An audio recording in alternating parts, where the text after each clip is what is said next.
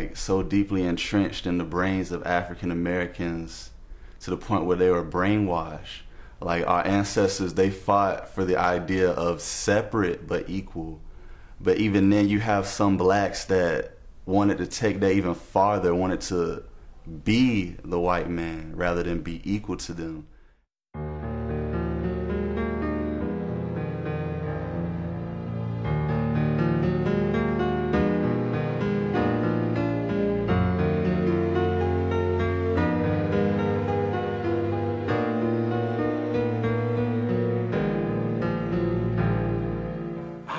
Foolproof method for controlling your black slaves.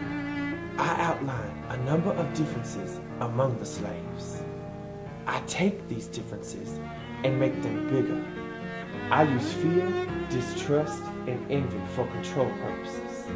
You must use the dark-skinned slaves versus the light-skinned slaves, and the light-skinned slaves versus the dark-skinned slaves. Gentlemen, these kits are your keys to control. Use them. I guarantee every one of you that if installed correctly, it will control the slaves for at least 300 years.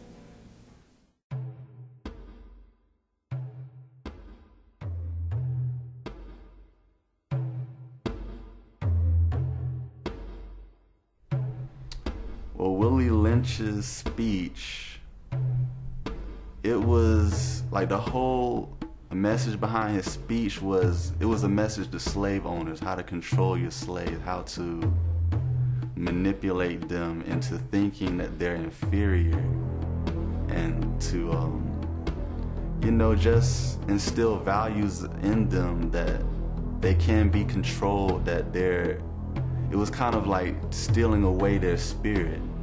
And even 300 years later, like his speech, like it's still effective. You see that in the world where slavery is still prevalent. African women were raped in the slaveholding forts, on board ships, obviously in the plantation. The interesting thing that comes out of this are children of mixed race that kind of give variety to the color pyramid. So instead of black and white, we now have black, brown, and white. And with, you know, the complexification of those interrelations, black with white, black with brown, brown with brown, lighter brown, we had a whole system of classifications with names given to them. I believe in, like, nowadays that race is so many interracial couples and so many multiracial children, that colorism is more like the color of your skin rather than what you actually put on your birth certificate. To me, colors means separating yourself based off of your physical appearance. Dark brown, a light brown, a medium brown, an olive brown, a cinnamon brown, mahogany, whatever it is you choose to classify yourself as, that's what the breakdown of colors is to me.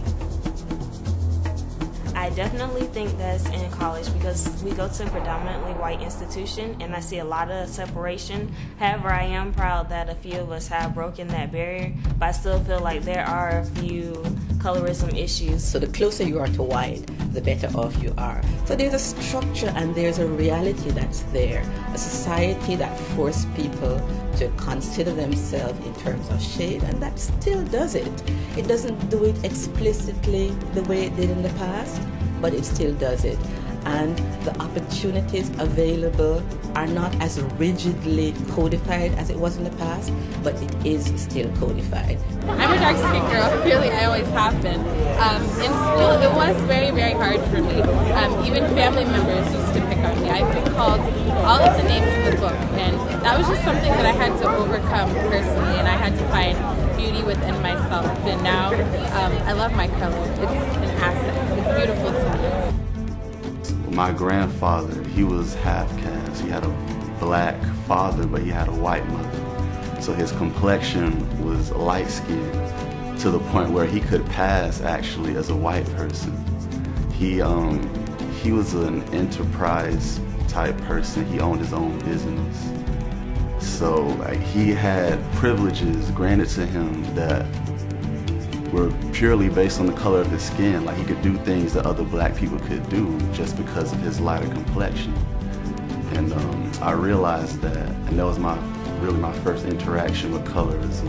I wasn't really exposed to too much negative stereotyping in my community. If you were a child, you were seen as a child. You weren't seen as a little black girl, a little black boy. But I was raised to be made aware of my skin color and to know that when I would get older, it would play a bigger part in my life.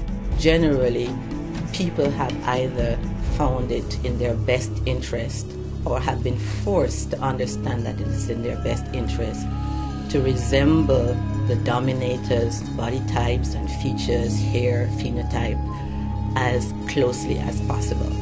I feel like people assign a social standing to skin color. Maybe light skin has always been seen as more as the richer skin color, if you will. And I played a lot of outdoor sports. I ran track and field, and you kind of become cognizant of, you know, being in the sun too long and just how that honestly affects how other people look at you, especially from other races. So, you know, all in all, I think, you know, we've all had to struggle with colorism one way or another, where we're too light or too dark. And hopefully just in the black community we can be more accepting of that. I have a darker skinned cousin, and we were like brothers. We was always together, and we would often compared to him. I'm lighter than he is, and I would often get called better looking than he is, or more physique than he would be. I don't know if it was because of my lighter skin, but it would often be, I would think, because of that. You can even see it in the students. They're even like their kids. They're like, okay, you know, I don't like dark skinned people, or I don't like light skinned people. They have a certain preference for a certain skin color, and to me, it's like, we're all people.